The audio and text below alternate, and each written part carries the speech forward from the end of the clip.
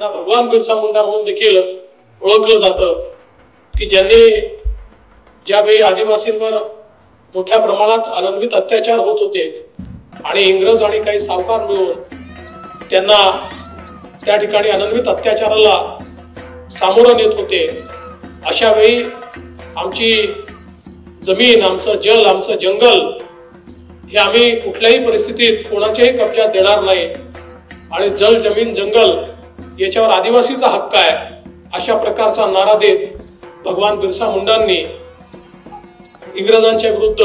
एक मोठं बंड त्या काळात उभं केलं. आणि विशेषतः भगवान बिरसा मुंडा यांची तर प्रेरणा आजही समाजाला मिळते, कारण त्यांनी एक अशी व्यवस्था उभी केली होती की ज्या व्यवस्थेनं खऱ्या अर्थानं जी आदिवासी संस्कृती आहे ती संस्कृती कशा प्रकारे न्याय देऊ शकते अशा प्रकारचा विश्वास हा त्या काळामध्ये तयार केला. आणि म्हणून त्यांना देखील आपण या निमित्ताने अभिवादन करू आणि आजच्या दिवसाच्या निमित्ताने त्यांची देखील आपण आठवण करू.